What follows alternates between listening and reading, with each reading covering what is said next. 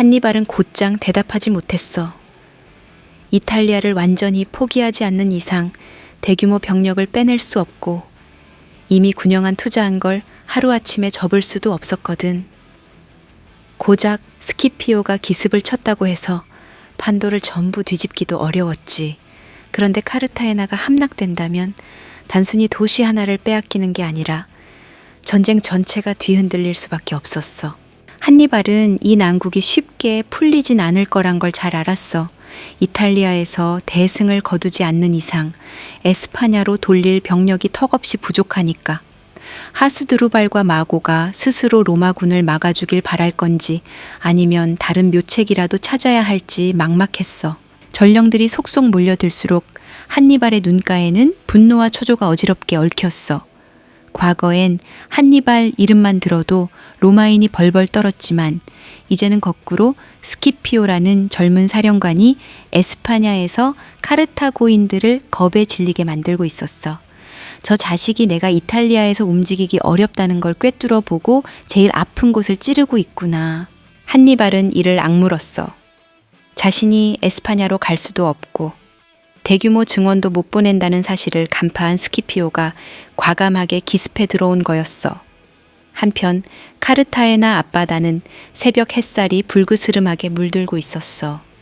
수비대가 정비를 마치기도 전에 성벽 너머로 로마군의 붉은 깃발이 숲처럼 솟아오르고 있었지.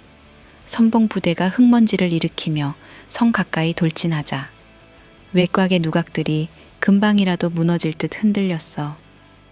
예상치 못한 기습에 카르타고 수비대는 우왕좌왕할 수밖에 없었어. 수비대 병사들은 화살을 퍼부으며 필사적으로 막아보려 했지만 로마군은 이미 사다리와 투석기를 앞세운 채 공격 태세였어. 거센 파도가 항구를 삼키듯 그들은 불과 며칠 만에 성벽 인근까지 몰려왔지. 흙바람과 뒤섞인 함성이 귀를 찢을 듯 울려 퍼졌고 전투가 소용돌이치는 틈에 수많은 부상자와 시신이 성문 앞에 엉켜 뒹굴었어. 칼끝에 걸려 잘려나간 손목이 성벽 틈새로 떨어지며 핏물이 튀었어. 고통에 찬 병사의 비명을 뚫고 핏발선 말들의 울부짖음이 뒤섞였지. 붉은 피가 진창처럼 사방에 흩어졌고 깔려서 움직이지 못하는 병사들은 절망적으로 허공을 핥히었어. 이 광경을 지켜본 카르타고 지휘관 몇몇은 두려움에 눈이 뒤집혔어. 로마군이 벌써 이렇게 몰려오다니 말도 안 돼. 그들은 이를 악물고 본진을 수습하려 했지만 전령이 아무리 뛰어다녀도 시간이 턱없이 모자랐어. 파도처럼 몰려드는 로마군 선두에서 스키피오는 젊은 혈기로 지휘봉을 번쩍 치켜들고 있었거든. 바로 그 시각 이탈리아 상이슬계 천막 앞에선 한니발이 서늘한 새벽 공기를 들이마시며 마지막 결심을 다지고 있었어. 지금 당장 카르타헤나를 구할 순 없겠지. 하스드루발, 네가 제 몫을 다해주길 바랄 뿐이야. 그는 분노와 절망감을 억누르며 차가운 바람에 맞서 눈을 가늘게 떴어. 주위 장교들은 한니발의 지시를 기다리고 있었고 이곳 이탈리아 전선을 어떻게 끌고 가느냐에 따라 전쟁 전체가 바뀔 수 있었거든. 한니발은 지도를 접으며 천천히 몸을 돌렸어. 로마군이 저렇게 바쁘게 움직이는 이상 우리도 가만히 있을 순 없어. 시간을 벌기 위해서라도 이탈리아에서 로마를 더 세게 압박해야 해. 그 말에 장교들이 고개를 번쩍 들었어. 결국 에스파냐를 지키려면 이탈리아에서라도 로마를 흔들어야.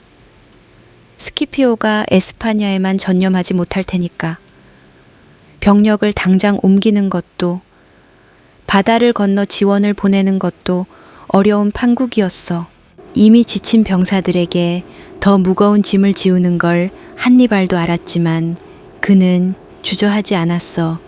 시간을 끌수록 카르타헤나는 무너질 공산이 크고 에스파냐 전선이 괴멸된다면 본국 카르타고 또한 풍전등화가 될 테니까. 남은 카드가 많지 않아. 그는 차가운 공기 속에서 투구를 고쳐 쓰고 더 공격적으로 나갈 거야. 그게 우리가 택해야 할 길이야. 라고 단호히 덧붙였어. 이렇게 결심한 한니발의 눈빛은 다시 예리해졌어. 카르타헨에서 쏟아지는 비명과 혼란, 찢기고 부서진 병사들의 환영이 등을 무겁게 짓눌렀지만 지금은 움직이지 않으면 안 되는 때였어. 곧 군단 재정비를 알리는 북소리가 요란하게 울려 퍼졌어. 말들이 울며 병사들을 깨웠고 장교들은 창과 방패를 나눠주며 고함을 질렀어. 동이 틀 무렵 붉게 물들어가는 하늘은 마치 수평선 너머에서 피어오른 연기가 이곳까지 밀려오는 듯했어. 한니발은 아직 보이지 않는 그 너머를 물끄러미 응시했지. 초조함과 분노 그리고 막을 수 없는 운명적 예감이 뒤섞여 그의 가슴을 불태우고 있었어. 스키피오, 결국 네가 먼저 칼을 빼들었구나. 하지만 승부는 아직 멀었어. 이탈리아에서 네 숨통을 조이는 한이 있더라도 난 기꺼이 해낼 거야. 그렇게 전선은 두 갈래로 나뉘어 동시에 들썩이기 시작했어. 에스파냐에선 스키피오가 예상을 뒤엎는 속도로 카르타헤나를 공략해 들어갔고 이탈리아에선 한니발이 마지막 기세를 끌어올리려 분투하고 있었어. 기원전 209년은 전쟁 판도를 송두리째 바꿔놓을 새로운 격동이 시작되는 해가 될 것 같았지. 이미 여기저기서 울리는 북소리와 함성이 그 비극적 대결의 서막을 더욱 격렬하게 열고 있었어. 그날 새벽 이탈리아 산 아래 천막과 카르타헤나 성벽은 모두 핏빛으로 물들었어. 양쪽 모두 서로의 목숨을 걸고 맹수의 이빨처럼 날카롭게 물어뜯을 준비를 마치고 있었지. 스키피오의 과감한 기습과 한니발의 결사적 전략이 얽히며 전쟁은 점차 살벌한 칼날을 드러내고 있었어. 한니발이 이탈리아에서 로마의 숨통을 더 조여볼 요량으로 애쓰는 동안 에스파냐 남쪽 해안가에서는 또 다른 재앙이 몰려오고 있었어. 타라곤에서 맹렬히 달려온 스키피오가 카르타헤나 곧 입구에 닿자마자 벌어진 일들은 훗날 한니발도 혀를 내두를 만큼 빠르고도 대담했거든. 스키피오는 병사들에게 휴식 한 줌도 허락하지 않았어.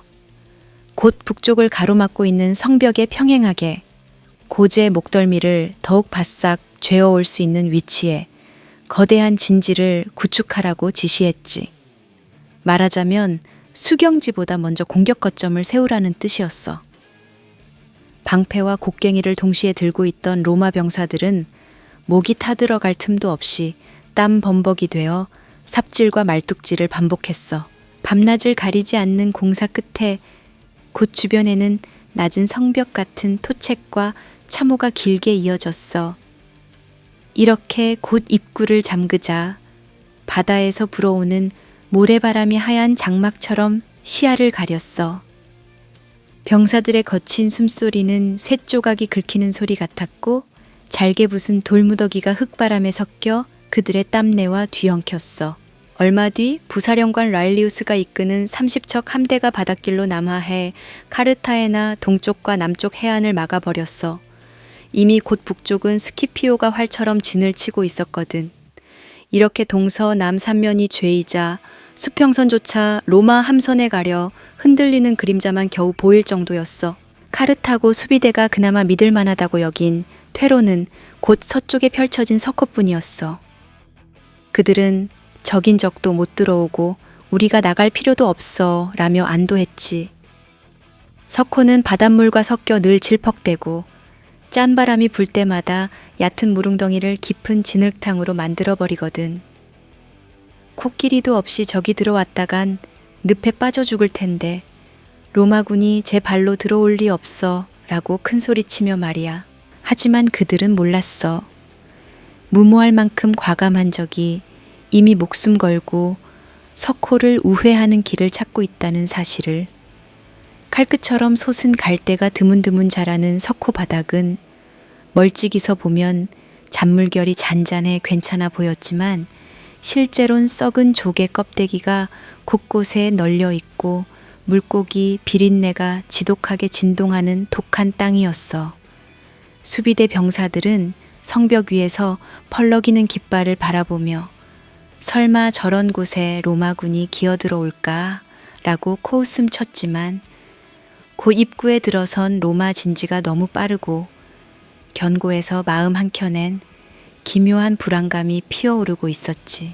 이후 한니발이 먼 곳에서 이 이야기를 전해 들었을 땐 이미 카르타헤나 주변은 로마 깃발로 빼곡하게 포위된 뒤였어.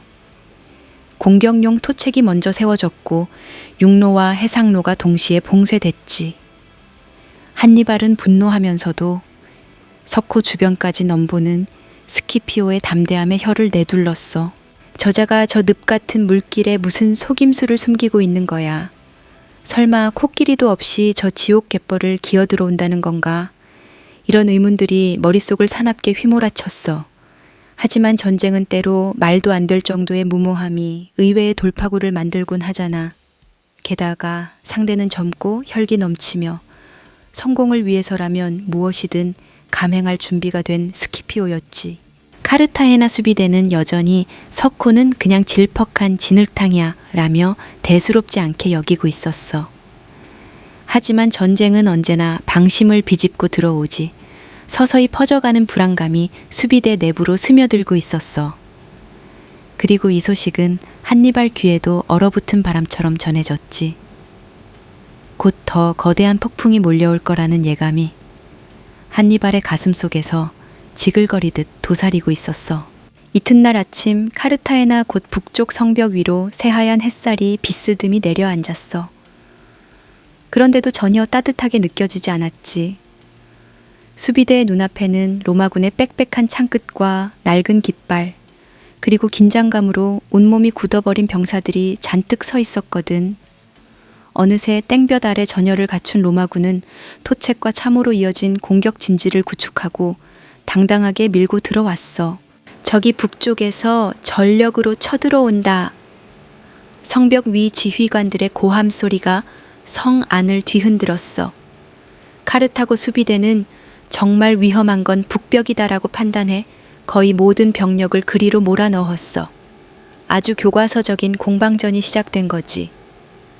성벽 위에서는 날선 화살과 투창이 허공을 가르며 솟구쳤고 성벽 아래 로마군은 방패를 촘촘히 이어 거대한 거북 진영을 만들었어. 수비대는 불화살과 굵은 돌덩이를 연달아 떨어뜨리면서 사력을 다했어. 핏빛으로 물든 아침이 지나 해가 중천에 올라도 양측의 균형은 좀처럼 깨지지 않았어. 성벽 아래 로마 병사들은 쉴 새 없는 화살 세례에 쓰러지고 돌에 긁혀 살점이 떨어져 나가면서도 악착같이 성벽에 달라붙었어. 성 위의 수비대도 피해가 심했어. 투창에 목이 뚫려 나가 끝없이 피를 뿜어내는 이도 있었고, 발이 잘려 비명을 지르다 전우가 질질 끌고 후방으로 빼는 모습도 보였어. 성 안쪽에 쌓인 시체들은 어느덧 성벽 높이만큼이나 겹겹이 쌓였고 쇠와 살점이 뒤섞인 지옥도가 펼쳐졌지. 한낮이 되어도 전투는 교착 상태였어. 오히려 수비대 쪽에선 결국 북쪽에서만 공격해 오는구나 하는 안도감까지 돌았어. 지휘관들은 병사들에게 곧 저 로마 놈들이 지쳐 떨어져 나갈 거다 라고 독려했고, 병사들도 살아남기 위해서라도 이 성벽을 절대 내주지 않겠다며 기세를 올렸어. 저 멀리에서 스키피오가 직접 지켜보고 있다는 점도 정작 성 위에서 몸을 던져 싸우는 이들에겐 일종의 명예심을 북돋워주는 요소였어. 하지만 아무도 몰랐어. 북쪽 전선의 소음 속에 가려 곧 서쪽 후방에서는 전혀 다른 움직임이 꿈틀대고 있었다는 걸 말이야. 스키피오는 아침 일찍부터 북쪽 성벽으로 돌진만 해서는 이 도시를 함락하기 힘들다는 걸 잘 알고 있었어.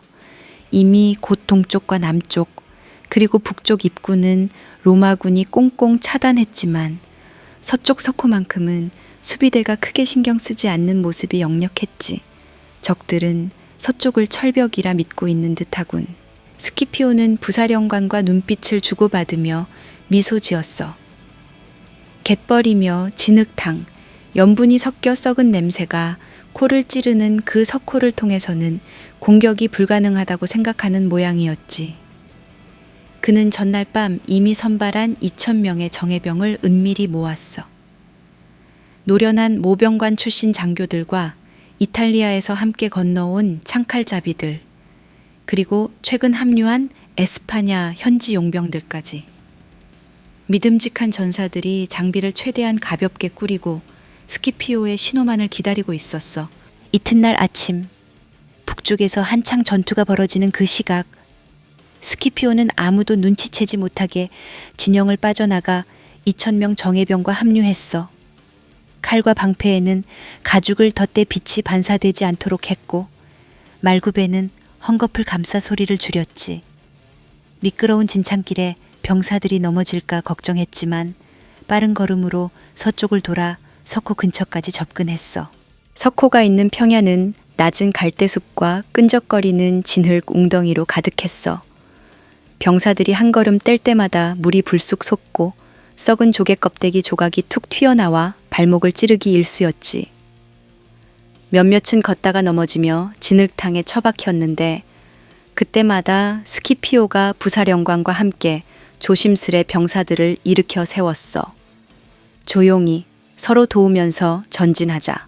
사령관의 낮고 단호한 명령에 병사들은 이를 악물고 숨죽이며 걸음을 재촉했어. 곳곳에서 매캐한 썩은 내가 올라와 속을 울렁이게 했지만 역설적이게도 이 석호야말로 제대로 된 허점을 만들어줄 것 같은 예감이 가시지 않았거든. 결정타는 여기서 날 거야. 스키피오는 거의 물 한 모금도 못 마시고 병사들을 재촉했어. 갈대숲에 몸을 숨긴 채 석호 반대편 낮은 둔덕을 향해 조금씩 나아갔어. 이 북은 수심이 썰물 때 얕아져 바닥을 드러낸다는 정보를 미리 알아둔 덕분이었지. 한낮을 조금 넘긴 지금이 바로 썰물 시간이었어. 바로 저기야. 우리에게 열려있는 길이 있을 거다. 스키피오의 목소리는 바람에 실려 허공으로 흩어졌지만 그 어조는 날카로운 결의를 품고 있었어.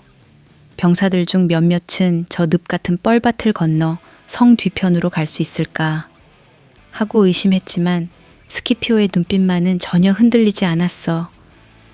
때마침 갈대숲 사이로 물이 느릿하게 빠지는 소리가 들렸어.